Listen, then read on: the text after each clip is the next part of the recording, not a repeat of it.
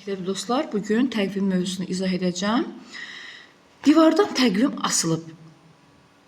Onun köməyi ilə yeni dərs ilinə neçə gün qaldığını, bayramların həftənin hansı günlərinə düşdüyünü hesablamaq olur. Təqvim hamı üçün vacibdir.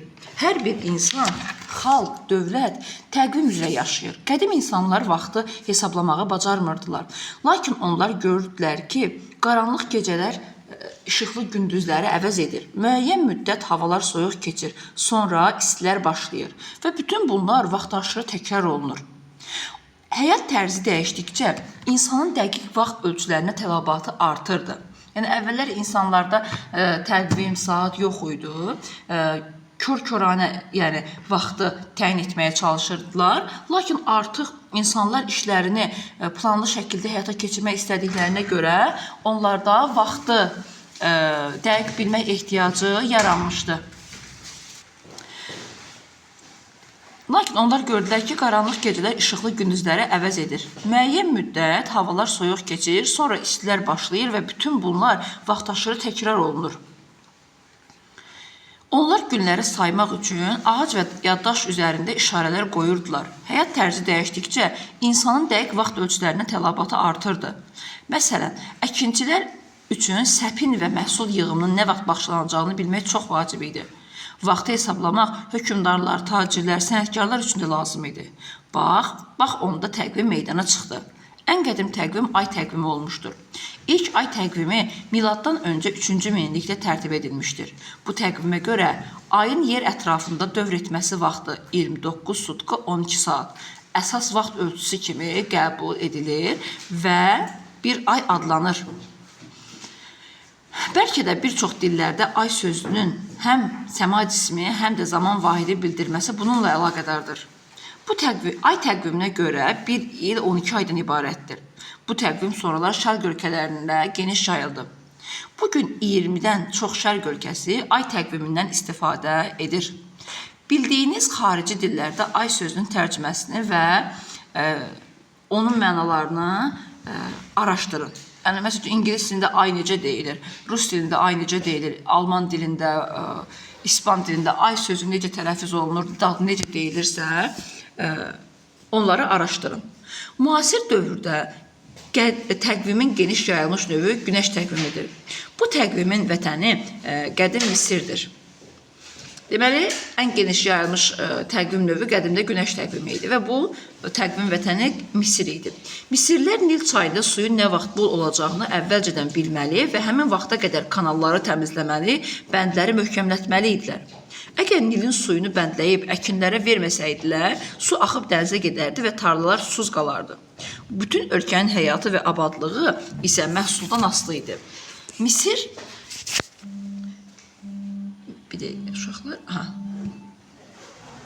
Misir kahinləri görürdülər ki, iyunun 22-sində ən qısa gecədən sonra günəş çıxmazdan əvvəl səmada parlaq Sirius ulduzu görünür.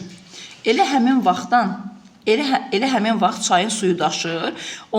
Onlar hesabladılar ki, Sirius ikinci dəfə görünənə qədər 365 gün keçir. Bu uzun müddəti hər biri 30 gün olan 12 mərhələyə böldülər. Artıq qalan 5 günü isə ilin axırına caladılar. Beləliklə günəş təqvimi yarandı. Bir neçə il sonra müşahidə etdilər ki, Sirius ulduzu gecikir. Təqvim üzrə il qurtarır, Sirius isə görünmək bilmirdi. Təqvim tələsirdi. Kahinlər başa düşdülər ki, vaxtı düzgün hesablamayıblar. Sən demə, il 365 gün və 6 saatdan ibarət imiş. Fərq o qədər də böyük deyildi, amma 4 ildə bir sutka edirdi. Ay və günəş təqvimlərinə görə ildəki günlərin sayı arasındakı fərqi hesablayın. Deməli, uşaqlar, burada ay təqvimi deyilsə, ay təqvimi hicri qəməri təqvim adlanır və 354 gündən ibarət olur. 354-355 gün və burada bizə günəş təqvimini bildirirlərsə 365-dir. Və deyək ki, bunlar arasındakı fərqi tapın. Fərqi tapsaq, mən indi onun arxasındakı saat neçə saat olduğunu əlavə eləmirəm də. Deməli 11 gün fərq var imiş ay təqvimi ilə günəş təqvimi arasında. Təqvimi çox sonra Roma sərkərdəsi Qay Yuli Sezar dəyişdi. Tarixə Yulian təqvimi kimi daxil olmuş bu təqvimə görə bəzi aylarda 30, bəzi aylarda 31, fevral ayında isə cəmi 28 gün vardı. Hər 4 ildən bir bu qısa aya bir gün əlavə edilirdi ki, təqvim irəli getməsin. Həmin ildə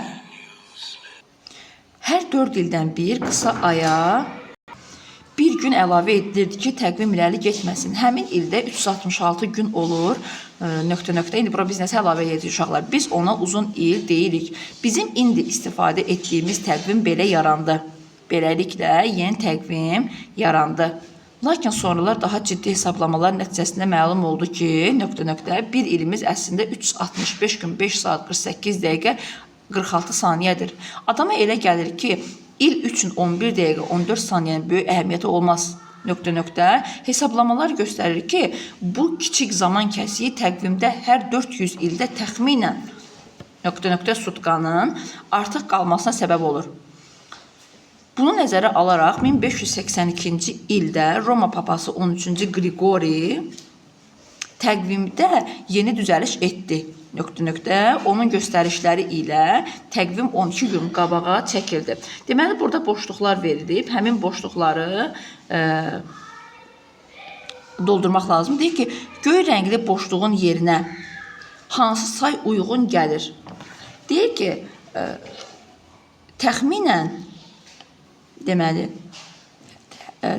zaman kəsiyi təqvimdə hər 400 ildə təxminən 3 sutkanın artıq qalmasına səbəb olur. 11 dəqiqə 14 saniyə 400 ildə 300 sutka edir. Təqvim anlayışı ilə il hesabı anlayışını fərqləndirmək lazımdır. İl hesabı dedikdə ilin, tarixin başlandığı gün hadisə nəzərdə tutulur. Qədim və orta əsrlərdə ayrı-ayrı xalqlar müxtəlif il hesablarından istifadə edirdilər. Əksər ölkələrdə, o cümlədən Azərbaycanda il yazın gəlişi ilə başlanırdı. Bəzi ölkələrdə ilin başlanğıcı kimi yeni hökmdarın hakimiyyətə keçməsi, bəzilərində paytaxt şəhərin əsasının qoyulması Romada, Olimpiya oyunlarının keçirilməsi Yunanistanda və sair qəbul edilmişdir. Orta əsrlərdə Avropa ölkələri yanvarın 1-ni ilin ilk günü kimi qəbul etdilər. Bunu İsa Məsihin doğum günü ilə əlaqələndirirdilər. Ərəblər ilin başlanğıcı üçün Məhəmməd Peyğəmbərin Məkkədən Mədinəyə köçməsi, hicrət günü, miladi tarixlə 16 iyul 622-ci il götürmüşdülər. Müsəlman ölkələrində geniş yayılmış bu hesabı hicri tarix adı ilə məşhurdur. Azərbaycanda Qriqoryan təqviminə keçid və yeni ilin yanvardan başlaması 1918-ci ilə təsadüf edir. Gəlin burada tapşırıqlara baxaq. Nəyə görə 4 ildən bir fevral ayı 29 gündən ibarət olur?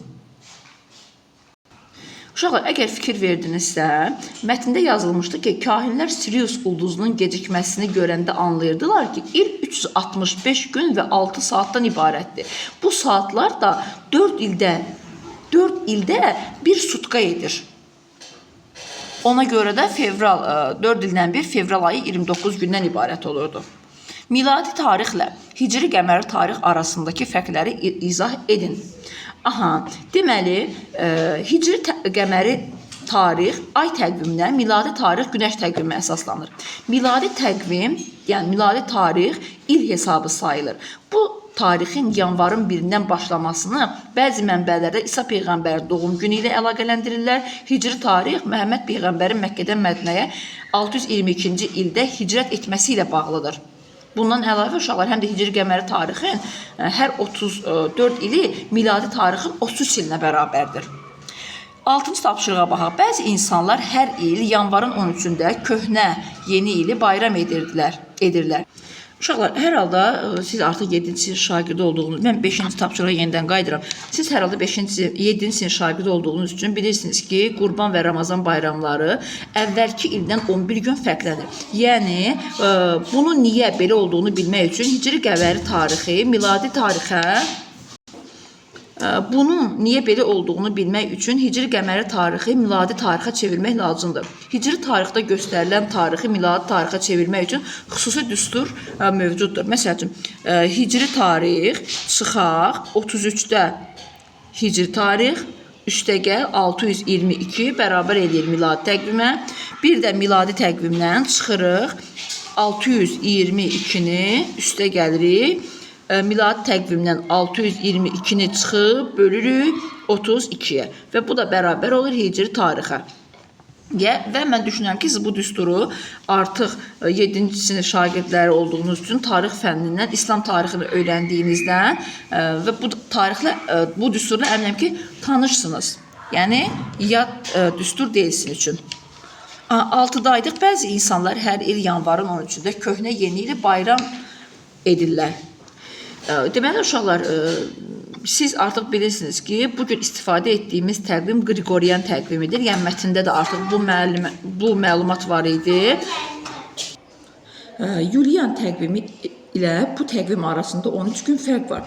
Belə çıxır ki, bir çox insanlar qeyri-rəsmi olaraq yeni ili Yulian təqvimi ilə də qeyd edir və buna köhnə yeni il deyirlər.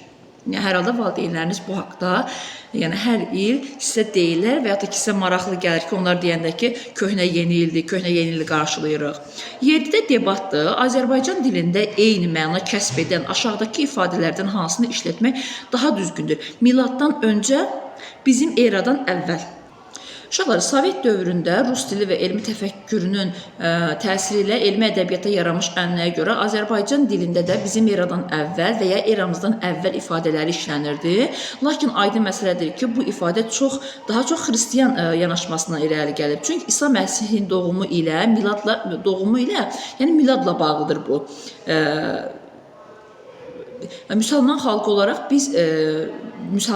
olaraq bizim bu il hesabına bizim era deməyimiz düzgün olmazdı. Əslində müsəlmanların erası hicrətdən Məhəmməd Peyğəmbərin Mədinəyə köçməsindən başlayır. Digər tərəfdən Azərbaycanda hicri qəməri tarix təqvimdən istifadə olunmur. Yəni biz nə qədər desək də ki, məsəl üçün, müsəlman erası Məhəmməd Peyğəmbərin Mədinəyə köçməsi ilə başlayır, amma biz yenə də hicri qəməri təqvimindən istifadə etmirik. Ona görə də tarixdə il hesablarına istinad edərkən onları öz tarix adları ilə, milad və hicrət sözləri ilə adlandırmaq düzgün olardı. Yəni, bu məlumatı uşaqlar dərsliyin metodik vəsaitində verilib, mən həmin məlumatı sizə oxudum. Əlbəttə ki, burada sizin öz fikirləriniz var ki, miladdan öncəni mi işlədəsiniz, bizim eradan əvvəli mi? Çünki bu debatdır, burada fikirlər müxtəlif ola bilər. Kimsə A-nı deyirsə, A-nı sübut eləməlidir, yəni daha doğrusu müdafiə eləməlidir. Kimsə B fikrini deyirsə, B fikrini müdafiə eləməlidir. Oxuduğunuz və dinlədiyiniz mətnləri ümumiləşdirərək əsaslı məlumatları tez şəklində yazın. Uşaqlar, mən buradan etibarən tapşırıqları növbəti videoda izah etməyi düşünürəm.